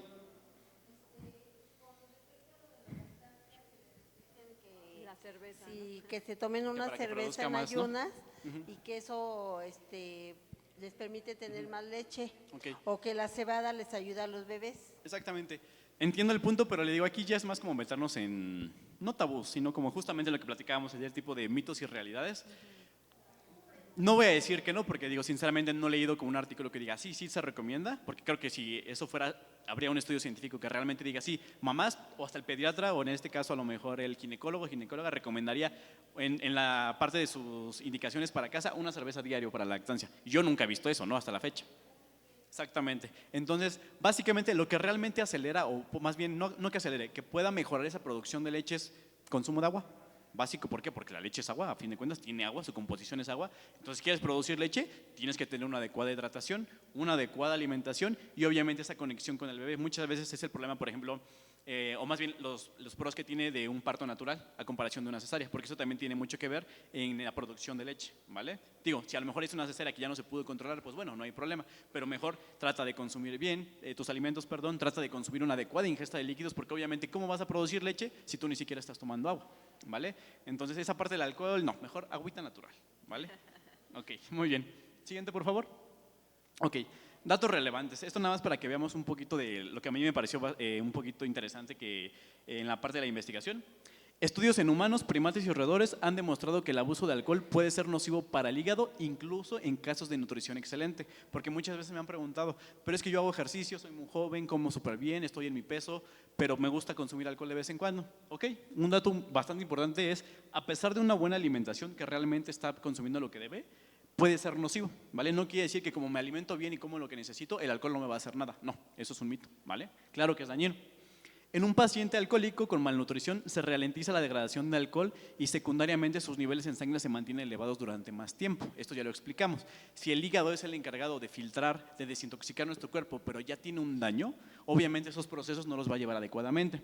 Entonces, ¿qué va a pasar? Que el alcohol en sangre va a estar más tiempo. ¿Por qué? Porque mi hígado no tiene la capacidad de antes de poderlo depurar. Entonces, obviamente, ese estado de alcoholismo va a durar más tiempo. ¿Ok? El consumo de alcohol acompañado de snacks más sedentarismo se asocia con obesidad central o cualquier tipo de obesidad, eso ya es un hecho, ya lo comprobamos. Las fracturas osteoporóticas ocurren con mayor frecuencia en el paciente alcohólico. ¿Por qué? Ya lo explicamos. ¿Por qué? Porque el alcohol interfiere sí o sí con la absorción de vitaminas y de nutrientes, específicamente las proteínas. Ya quedamos que las proteínas ayudan con toda la parte del tejido muscular, el tejido óseo, ¿vale? Entonces, obviamente, la desnutrición va a estar presente y un paciente alcohólico que se me caiga, ¿qué creen que va a pasar? Es más propenso a que se haya una fractura, ¿no? La cirrosis puede permanecer asintomática en pacientes que se mantienen abstinentes. ¿Qué quiere decir? A lo mejor llega a consulta un paciente que lleva 15 años de alcoholismo, pero lo dejó desde hace un año. Entonces, a lo mejor en mi consulta llega, le hago estudios y todo sale súper bien. Pero a lo mejor yo no tengo un historial o no me platicó él que ya tiene un daño hepático. Me dice, no, yo estoy muy bien, me siento muy bien, le hice estudios, ya, a lo mejor salió súper bien. Pero eso es peligroso porque obviamente como tuvo un lapso de tiempo en el que estuvo cuidándose o que descansó su cuerpo de alcohol, pues obviamente a lo mejor el hígado todavía hizo su chamba, hizo su trabajo y pudo poner al cuerpo en las mejores condiciones, pero no se regeneró el hígado. ¿Qué quiere decir? Que bajo el estrés que tiene, bajo el daño que ya tiene, está haciendo aún más la carga. Entonces, ¿qué quiere decir? Que en algún punto va a detonar y va a haber un problema. Entonces, es algo muy importante, ¿vale? No quiere decir que esos 15 años de alcoholismo se borraron. No, obviamente ya dejaron un daño, ¿vale? Siguiente, por favor. Y ahora sí, antes de que yo les dé mis conclusiones, yo quiero que ustedes me den sus conclusiones. Ok. ¿Tanto medicamento? A lo mejor no, digamos que sí, por el aspecto en el que recuerden que cualquier órgano que ustedes quieran, el que quieran, si lo pones a trabajar de más o lo llevas a ese estrés, es como una máquina, por ejemplo, siempre me gusta decir, como esa analogía, es como una máquina. Una máquina te va a funcionar siempre y cuando le des mantenimiento, la estés checando y demás. Pero si la pones a trabajar de más de lo que debe, ¿qué va a pasar? Por muy buena que sea tu máquina, seguramente en algún punto o va a dejar de funcionar o va a perder efectividad. Lo mismo aplica con los órganos. Son muy buenos, algunos se pueden regenerar, algunos son, digamos, menos sensibles que otros, vamos a llamarlo así. Pero a fin de cuentas, si tú lo llevas a un estrés por más tiempo, por mucho tiempo y no le das ese descanso que necesita, obviamente va a haber un punto en el que se va a dañar. En el caso del hígado, la cirrosis es muy común que sea una cirrosis alcohólica, que es la más común, pero también, como les explicaba, puede ser por un hígado graso. A lo mejor esa persona no consume alcohol, nunca ha consumido alcohol en su vida, pero tiene una mala alimentación, vive con obesidad desde que es un infante, no hace ejercicio, come muy mal, entonces ese hígado graso va a avanzar, se va a convertir en fibrosis a lo mejor y luego va a acabar hasta cirrosis. ¿Vale? Entonces no quiere decir que la cirrosis nada más sea por alcohol o nada más sea por una mala alimentación, es multifactorial. Por eso les comento, yo aquí no me centré en la alimentación, si se dan cuenta, nada más agregamos las papitas, los snacks. Pero imagínense esto en una persona que vive con obesidad desde niño, que a lo mejor no es su culpa, porque muchas veces la obesidad en los niños no es por echarle la culpa a los papás, pero el niño, pienso yo, un niño de 5, 6, 7 años no va al súper a comprar sus alimentos, no es como que él se haga de comer, está comiendo lo que aprende en casa, lo que le enseñan sus papás. Entonces esa parte de la infancia sí es totalmente dependiente de los papás, entonces a lo mejor esa no es culpa del niño. Ya obviamente después puede ser que sí, puede ser que no, ya entre más grande, pero imagínense si el niño desde que nació nació más de lo que debería de pesar, niños macrosómicos que se le llama, y toda su infancia fue obeso. y sigue siendo obeso ya en la etapa adulta, pues imagínense todo el historial que ella carga y empezó a tomar alcohol desde los 15 años y ya siempre ha sido obeso, pues ¿cómo creen que va a llegar a los 40 años? ¿Vale? O no va a llegar. O a lo mejor puede llegar, pero ¿qué calidad de vida va a tener? No es lo mismo tener 40 años con hígado graso, con diabetes, con hipertensión, con obesidad, a llegar a mis 65, a lo mejor nada más siendo hipertenso o incluso sin ninguna enfermedad. Por ejemplo, en el hospital me sorprende muchas veces ver consulta, son pocos, hay que decirlo, pero por ejemplo hay dos pacientitas que tienen como una 95 y una 99 años que van solas a consulta sin ninguna enfermedad, ni diabetes, ni hipertensión, ni problemas de colesterol, ni triglicéridos, ni nada. Y es como de, ojalá yo llegue a esa edad y así, ¿no? Y ya a eso me refiero con que es calidad de vida. A eso se refiere calidad de vida. ¿Para qué quieres vivir 85 años si la mitad de tu sueldo, todo tu sueldo la vas a invertir en medicamentos todo el tiempo? ¿Vale? Ok. ¿Alguien más? Duda. Ok. ¿Por qué el alcohol hincha? Como Ok. que te inflama, ¿no? Ok. Aquí va a depender también, como les comentaba, del tipo de alcohol que estemos consumiendo.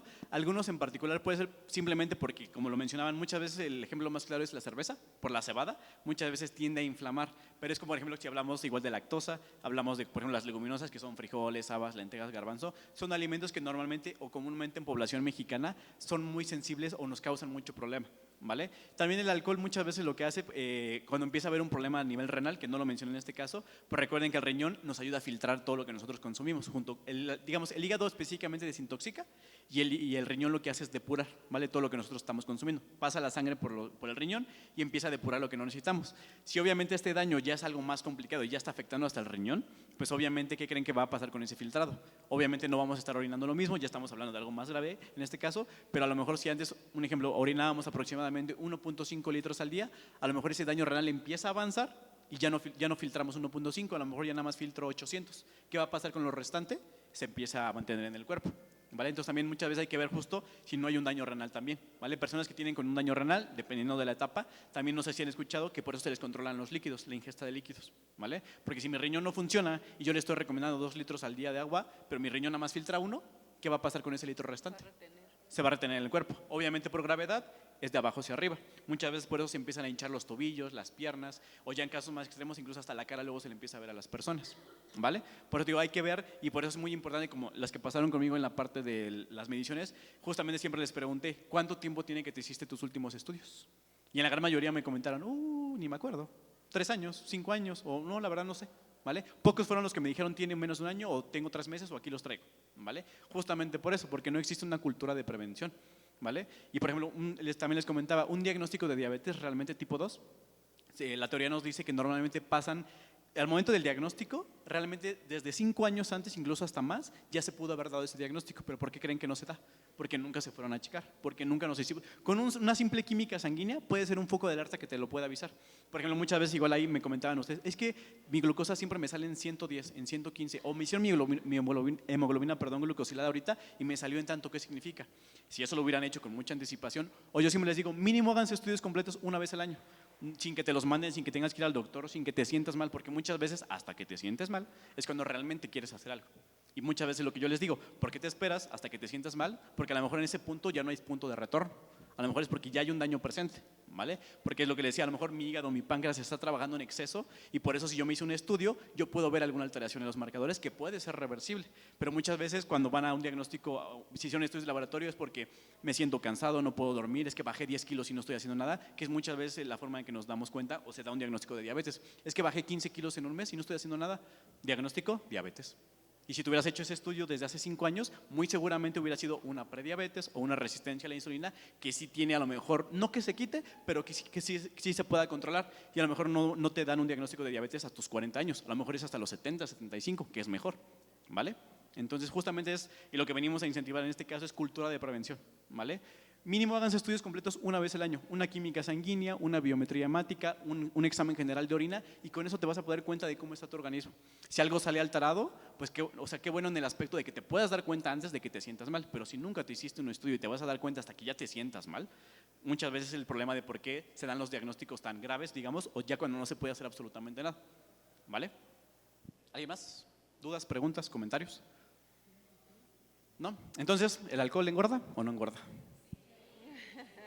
¿Sí engorda? Entonces, con refresco con azúcar, refresco sin azúcar, solito en las rocas. Por eso les digo, volviendo al punto, recomendaciones aquí son generales. Yo no puedo individualizarlo porque no conozco el contexto de cada uno de ustedes, pero de manera general, si lo consumo con un refresco sin azúcar, claro que la densidad energética va a bajar, pero recuerden, no quiere decir que no tenga sodio. Eso también es muy importante, ¿vale? ¿Sería mejor que fuera solo? Claro, ¿por qué? Porque no hay sodio, no hay azúcar de por medio extra. Pero a fin de cuentas, ya vimos todo lo que empieza a ocasionar con la parte del organismo, el alcohol, ¿vale? A fin de cuentas, yo siempre les digo, es no excesos. Somos muy extremistas en todos los puntos, como que no encontramos un punto medio. O como azúcar o no como azúcar. O hago ejercicio o no hago ejercicio. O consumo alcohol o no consumo alcohol. Y pues eso es un problema, porque muchas veces por eso también creo que satanizan mucho la parte de ir a consulta con un nutriólogo. Porque yo lo escucho y creo que ustedes a lo mejor o lo han comentado o lo han escuchado. Ir a consulta con un nutriólogo es pechuga a la plancha y lechuga todos los días. Yo no como eso, sinceramente, diario no. Entonces, justamente son la parte de los tabús que se creen o que se tienen muchas veces en el día, ¿vale? Yo les pido que nos den la confianza en este aspecto de acercarse con nosotros, si no les gusta la atención, si a lo mejor hay muchos profesionales, ¿vale? Va a depender mucho de la forma en la que seamos, de la que ustedes sean y también justamente el enfoque que quieran. ¿Vale? En este caso hay nutriólogos que se encargan de la parte deportiva, de la parte clínica en este caso, pediátrica, ya hay muchas subramas, ¿vale? Entonces yo los invito a que se acerquen a la parte en las que más les compete o de la que quieran que los apoyen para que hagamos esa parte, ¿vale? Pero que nos den esa oportunidad para que puedan tener un criterio de decir, yo ya viví esta experiencia, sí me gustó, o decir, ¿sabes qué? No me gustó, también es válido, ¿vale? Pero muchas veces es lo que yo encuentro mucho en consulta y me dicen, es que yo pensé que venir a nutrición era en las mañanas un huevo, en la tarde pechuga y lechuga al fallo y agua natural todos los días. Pues no, realmente vivir es justamente eso es calidad de vida, o sea, poder tener tus gustos y no irte a un extremo, pero muchas veces lo que les digo, nos vamos a esos extremos, ¿vale? Pero también es como dar algo de nosotros, ¿haces actividad física? No.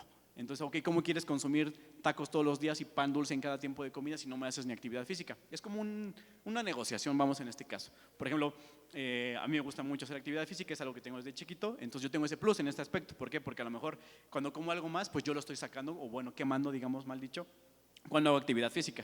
Pero cuando llegan pacientes a la consulta y nos dicen, es que yo no puedo dejar el pan dulce lo quiero en la mañana y en la noche, es como, ok, vamos a ver si te lo podemos dejar, cambiamos alguna estrategia y preguntamos, ¿haces actividad física? Uy, no, la actividad física no, hombre, yo no puedo hacer actividad física.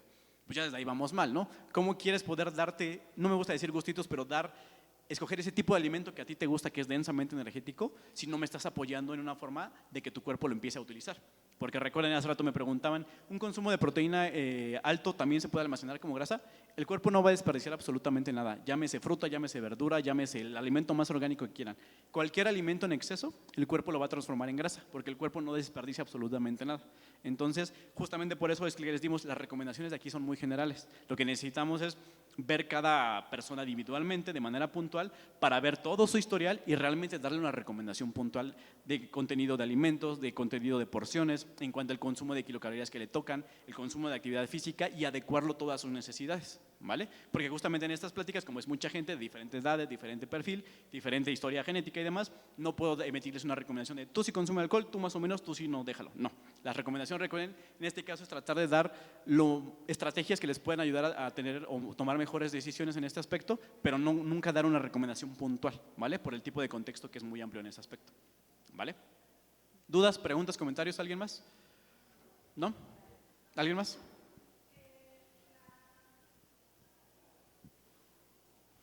Es que, bueno, a mí me pasó algo muy raro en lo personal, es de que yo cuando, ahora sí que era joven, que era universitaria, pues me costaba mucho trabajo subir de peso. De hecho, me mantuve bajo de peso estadísticamente hasta los 30 años, que era máximo 45. Pero después de ya casi cumplir los 30, el rebote fue demasiado. El consumo de alcohol era mayor cuando era joven que cuando cuando era universitaria, que cuando ya tenía 30, y aún así subí demasiado. Incluso cuando me hicieron el estudio del graso, salió limpio, pero ya tenía los triglicéridos un poco elevados, más de lo normal. Entonces, obviamente, pues sí tomé medidas y todo, pero a partir de ahí me ha costado mucho, no a lo mejor volver a hacer la talla 3 que fui, pero por lo menos mantenerme, sí me ha estado costando mucho trabajo. Entonces, ¿por qué sucede eso? ¿O qué influye? Obviamente sabemos que la parte bien dicen que los años no pasan en balde, entonces justamente vamos a retomar el ejemplo de manera muy sencilla que les comentaba. Tiene mucho que, Realmente se ha visto en los estudios que ahorita se le llama como una nueva rama que es la epigenética, no sé si la han escuchado. Toda la carga genética que tenemos, no crean que nada más es lo que me heredó mi mamá o mi papá. O sea, no es todo el árbol genealógico influye tanto las cosas buenas como las cosas malas, digámoslo así, en nosotros.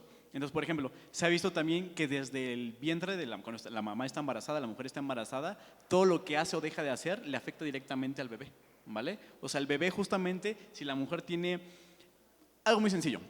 Levante la mano de aquí, ¿quién es mamá? ¿Quién de ustedes fue a un nutriólogo en tiempo y forma cuando se embarazó? Una de no sé cuántos levantaron la mano, digamos 10. Ok, imagínense eso si lo hiciéramos a nivel global. No estoy diciendo que no es comercial, no es para que vengan a consulta, pero debería de ser lo ideal. No nada más es acudir al ginecólogo. ¿Por qué? Porque obviamente, no sé si ustedes sabían que antes de embarazarse nosotros debemos de saber justamente cuánto pesan. ¿Por qué? Porque dependiendo de su IMC o el perfil que tengan, nosotros podemos dar un aproximado de cuánto deben de subir de peso. Porque erróneamente se cree que es normal subir de peso cuando está embarazado. Y sí, pero no quiere decir que 20 kilos. Por ejemplo, si es una una mujer que tiene desnutrición que pesa 50 kilos, obviamente necesito que gane bastante peso. ¿Para qué? Para que, digamos, la parte del embarazo se lleve de nivel adecuado. Vámonos al contexto contrario. Si es una mujer que tiene una obesidad grado 2, grado 3, ¿creen que necesite ganar esa misma cantidad de peso que una persona que tiene desnutrición? Evidentemente no. ¿Sabían eso? ¿Lo habían escuchado esa parte? Y no se tiene esa cultura, justamente es a lo que voy, ¿vale? Entonces, justamente podemos indagar en justamente toda esa parte de condiciones que a lo mejor no dependen directamente de ti, en este caso a lo mejor dependen de la mamá, lo que hace un consumo excesivo, el alcohol de lo que estábamos hablando, en el consumo de drogas, o simplemente si tiene un consumo muy alto de lípidos, el bebé justamente en sus adipocitos, que son las células que guardan o almacenan la parte de los lípidos, pueden crecer y crecer y crecer. Incluso el bebé no ha nacido, pero el bebé ya está tomando toda esa carga que la mamá le está dando. Entonces muchas veces se ha visto que esa parte o llamarlo de que seas más propensa a generar sobrepeso u obesidad, incluso es desde que la mamá está embarazada, ¿vale? Por eso justamente lo ideal es que sea un embarazo planeado, que haya una suplementación si es necesaria, que se vaya con los profesionales de la salud, que es lo ideal, ¿para qué? Para que dentro de lo que se puede controlar sea lo más factible y el embarazo se lleve de la mejor manera, ¿vale? Y realmente esa parte de la epigenética es lo que está estudiando, que realmente es un historial enorme del por qué muchas veces tenemos condiciones hoy en día que a lo mejor no dependen totalmente de ti. A lo mejor, como tú me dices, ¿sabes qué? Estoy cuidando mi alimentación, estoy haciendo ejercicio, estoy haciendo esto, pero realmente me cuesta mucho, ¿vale? Digo, es de manera muy general, pero a lo mejor tendríamos que indagar más y más estudios, a ver si a lo mejor es algo hormonal, si es algo, por ejemplo, de la tiroides, que es muchas veces también el problema, o justamente la parte que te menciono, ver si ya es algo que está arraigado desde la infancia, la alimentación que hubo desde ahí, o justamente incluso de que el bebé estaba, bueno, la mamá en este caso estaba embarazada, ¿vale? Porque esta característica que tienen los adipocitos es que pueden hipertrofiarse, o sea que pueden crecer sin límite. Por eso es que la obesidad, digamos, no tiene en este caso límite, por así llamarlo. Puede crecer y crecer y crecer. ¿Por qué? Porque no tiene un tope. Esos adipocitos pueden crecer y aparte reproducirse en este caso, ¿vale? Y esa es una condición que el bebé puede tener desde que está en el vientre de la mamá. Entonces imagínense si esos 9 meses tuvo esa condición y luego cuando cuando nace el bebé y la mamá lo empieza a alimentar y alimentar y alimentar, esos adipocitos, ¿cómo creen que van a estar? Van a seguir creciendo y creciendo y muchas veces es la forma en la que les digo.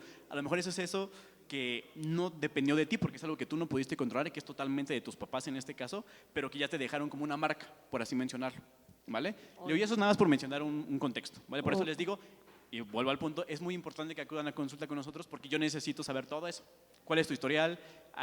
Desde cuánto pesaste, algo muy general de cuando naciste, si fue un normopeso, si fue un bebé macrosómico o si incluso estuvo bajo de peso. Todo eso es lo que a mí me empieza a analizar y lo que yo tengo que analizar para ver justamente cuál es tu contexto, ¿vale? Por eso repito, las recomendaciones aquí no pueden ser individualizadas. ¿Por qué? Porque cada uno de nosotros es muy diferente. Por el hecho de ser hombre o mujer, ya, completamente diferente. Ahora empiecen a pensar ustedes justamente lo que les acabo de mencionar, obviamente es completamente diferente. Así sean gemelos, unos bebés gemelos van a ser diferentes. Que se parezcan físicamente y tengan ciertas semejanzas genéticas, aún así van a ser muy diferentes, ¿vale? Entonces, volviendo al punto, digo, lo ideal sería justamente que te acerques ya sea con nosotros, con la parte de tu médico y demás, para indagar toda esa parte, ver si es algo hormonal, no sé si tomes alguna suplementación, si estés en tratamiento y con hormonas, si la parte de la menopausia ya está presente, porque todo eso es un conjunto de cosas que nosotros tenemos que analizar para realmente ver cuál es el impacto, porque digo, hay cosas que tú puedes controlar y hay cosas que no puedes controlar. En este caso, si a lo mejor la parte de la menopausia ya está presente, eso no se puede controlar, ¿vale? A lo mejor la parte de gineco nos ayuda con los medicamentos y demás para tratar de sobrevivir esa parte hormonal, pero ya no va a ser lo mismo, ¿me explico? Entonces, hay partes que puedes controlar y hay otras cosas que ya no puedes controlar. Entonces, donde nosotros debemos de actuar, o ustedes, en este caso es en las cosas que puedes controlar. ¿Qué sí puedes controlar? si haces actividad física o no, cuánta agua tomas, los alimentos que consumes, el exceso de azúcar, el exceso de grasa. Eso es lo que sí podemos controlar, ¿vale? Y yo me gustaría incluir ahí un tema, el tema de la salud mental también, que lo estamos incluyendo precisamente ahorita en nuestros programas, porque muchas veces esto es multifactorial, ¿no? Tenemos que considerar muchos aspectos, como lo comentó el licenciado, el maestro Diego, también el tema de la salud mental. A veces la terapia no la incluimos, no consideramos tener esta salud de la mente, y es fundamental para los propósitos que tengamos nosotros en el tema de cuidado de la salud, ¿no? O de enfrentar, incluso si ya tenemos algún tipo de diagnóstico, tiene que ser parte fundamental de este proceso. Sí, sí, es muy importante. De hecho, algo muy sencillo, volviendo al punto, si se dan cuenta o si se ponen a analizar, comemos muchas veces por el contexto social. Voy a poner muy mal ejemplo, espero no suene mal, pero ¿se han dado cuenta que hasta en un velorio ya comemos? O sea, dimensionen esa parte. O sea, un velorio, digo, no creo que no puede ser un contexto feliz, pero no sé si están cachando el punto al que quiero llegar. O sea, en un velorio yo antes cuando llegaba a ir, digo, era más chiquito, recordaba haber ido a un velorio y nomás veía agua y café. Era como, ok, pues la gente va a pasar mucho tiempo, pues ok, como ahorita, ¿no? Es como estamos aquí, bueno, nos da sed, tomamos agua. Pero ya los velorios a los que yo luego he ido platicado, los hemos visto en cualquier lugar, ya parece fiesta. O sea, ya llegan los tamales, llegan las tortas, el pan de dulce, ya parece más bien convivio, ¿no? Entonces, no estoy diciendo que esté mal y demás, pero volviendo al tema que está mencionando la licenciada Sara, o sea, imagínense el grado del contexto o el impacto que tiene esa parte social, en este caso porque comemos por emociones también, si se pone a pensar. Un ejemplo muy claro, hasta lo vemos en las películas, en los comerciales, dejaron a la novia está triste, ¿a qué va a buscar? Normalmente algo dulce, y es lo que hacen porque la ponen con el bote de helado, es que me dejó, estoy muy triste. Eso es como un contexto social, ¿no? Yo estoy asociando, ok, si estoy triste se me va a antojar algo dulce o algo salado. Entonces, para que vean justamente el impacto que tiene, y vuelvo al punto, si creo que ir al nutriólogo es un tabú o es muy, muy raro, yo creo que también acudir a un psicólogo, también por iniciativa propia, no porque hay un contexto que lo está determinando. O sea, por iniciativa propia, ¿quién ha ido a un psicólogo porque dice, yo quiero ir al psicólogo porque nunca he ido? No porque me sienta mal ni porque necesita terapia. Exactamente lo mismo pasa, si al médico no vamos, hasta que ya realmente me siento mal, llámese un nutriólogo, llámese un psicólogo, cualquier otro profesional, creo que está todavía más complicado. Y como bien menciona la licenciada Sara, es algo súper relevante, porque nosotros podemos tener la mejor atención, pero si el problema o la parte que está ahí, digamos, interfiriendo es algo emocional que evidentemente yo no controlo porque no es mi perfil, yo lo que hago o mi característica sería referirlo al profesional que radique, en este caso sería a lo mejor un psicólogo, porque a lo mejor es una parte de emociones, es una depresión, es una ansiedad, no lo sé, que a lo mejor está condicionando el que yo tenga una afección por algún tipo de alimento. Y eso ya no radica en mi lado. Y es lo que les decíamos también en la plática de ayer. Cada quien a su especialidad. O sea, yo no le puedo dar una terapia psicológica porque no es mi perfil. Yo no estudié eso, ¿vale? Pero lo que sí puedo hacer es tratar de identificar que a lo mejor por dónde va el contexto, volviendo al punto, desde la infancia, a lo mejor viene eso arraigado. Y yo decir, ok, a lo mejor va desde este lado. ¿Qué tengo que hacer? Canalizarlo con el profesional que corresponda. ¿Vale? Y como menciona bien la licenciada Sara, justamente por eso se están incentivando más y más programas. En este caso nos invitaron a nosotros un poquito más. Y a la parte de la salud mental, justamente porque muchas veces, o en la gran mayoría de las partes, comemos por emoción. Les puse el mal ejemplo, un velorio, un cumpleaños, por todo hay comida y bebida, si se ponen a pensar, y más en nuestra cultura mexicana. Porque digo, creo que es algo padre en el aspecto de que somos muy, normalmente al mexicano se le cataloga mucho como muy afectivo, muy caluroso, muy así, y está muy bien, no lo quiero decir que es algo malo, pero justamente también se incentiva que haya más consumo de calorías extra. A lo mejor yo ya cené, ya me iba a acostar, y me habló mi comadre que llegaron unos amigos aquí que me vengan a la casa, y llegué, y hay papitas, hay refresco, que un pastelito, y dice, ay, por favor, está muy mal visto a lo mejor que alguien te invite algo y tú no lo recibas, ¿no? A lo mejor por educación, dice, ¿cómo le vas a rechazar el taquito que te está ofreciendo o el vasito de refresco? Es un contexto social, o sea, me estoy comiendo por una emoción, por un contexto social. No estoy diciendo que esté mal, simplemente es tomando el ejemplo, ¿vale? Sí. Entonces, digo, es multifactorial, como bien mencionan, son muchos temas diversos. Entonces, si tienen la oportunidad de acercarse con nosotros, aprovechar justamente que estamos aquí, que ellos están haciendo la labor de invitarnos y traernos tal cual a su lugar de trabajo, porque muchas veces es, no quiero darme el tiempo extra de descanso para ir a una consulta, pues que aprovechen justamente esta oportunidad que están teniendo. Pues nosotros con mucho gusto siempre pues los vamos a apoyar en lo que se pueda. Muchas gracias. Y quería para cerrar precisamente con este tema porque el tema que hoy platicamos, el tema del alcohol, es un tema muy fuerte de un contexto social, ¿no? Vivimos en una sociedad, si bien ya lo dijo el maestro Diego, donde existe este tipo de alimentación, es nuestra cultura, ¿no? En nuestro país tenemos los taquitos, los sopes, es nuestra cultura, el pastel, que si, no puede haber una fiesta si no existe pastel o la gelatina, no puede haber fiesta si no hay alcohol, porque si no hay alcohol es aburrido, ¿no? Ese es el contexto, eso es lo que crecimos con esa imagen, con esa educación. Es una cultura que vivimos aquí en nuestro país. Entonces, tenemos que aprender que nosotros tenemos ese poder de decisión. En la mañana tuvimos un convivio muy bonito por el Día de las Mamás y comentábamos con las mamás, lo que venimos aquí a aprender no es decir, es que no voy a comer eso porque estoy en el reto. Es que más bien tienes que aprender a decir, es que yo no como eso, ¿no? Porque no es que por ahorita no lo voy a comer. Tenemos que aprender a decir, no, yo no consumo alcohol. Y tenemos que aprender que nosotros tenemos el poder de decisión. Entonces, si tenemos una mesa llena de unos postres deliciosos y pues tenemos nosotros el poder de decidir si me lo como porque ya hice esto, ya me recomendaron y hice ejercicio, lo que quieras, pero nosotros tener la información es tener poder, siempre se ha dicho, ¿no? La información es poder. Los felicito, les agradezco muchísimo que estén aquí, que tengan esa inquietud de escuchar, de aprender, porque la información que se llevan va a ser significativa, no solo hoy ni en estos 25 días, sino de verdad para el resto de nuestras vidas. Vi una compañera que la ves muy delgada y le dije, es que tú ya tienes ese hábito, o sea, tú no estás en el reto nada más por sí, tú ya tienes esa formación de vida y se nota, ¿no? Cómo es en su persona, se nota cuando tú tienes ya ese hábito establecido, no temporal, se nota, tanto en tu piel, en tu cuerpo, en el tema de la enfermedad, o sea, tienes un control. Me dicen, perdón, lo voy a decir aquí en público, me dicen, ¿no? Que ¿no? Que así me dicen, porque no como esto, porque no consumo el alcohol, porque no consumo, y me dicen que soy fresa, ¿no? Dicen que, entonces, tenemos también que aprender a respetar y hacer esta comunidad bonita. La verdad es que este reto me gusta mucho desde el año pasado porque aprendimos a hacer una comunidad bien bonita donde nos respetamos. Y si yo sé que tú estás pasando por un proceso de duelo, por un proceso de lo que tú quieras, de menopausia, te abrazo y no te llevo a ese extremo donde yo te diga, te aíslo porque no entras en lo que culturalmente es…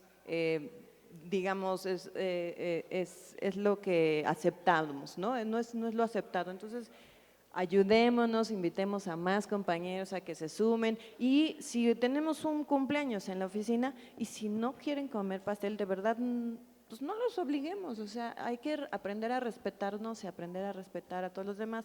Muchas gracias, ya no nos extendemos, dudas si tienen, todavía aquí está el maestro Diego, lo pueden contactar, muchas gracias, gracias a los que siguen presentes en este reto y bueno, pues vamos a seguir dándole. Nos vemos mañana.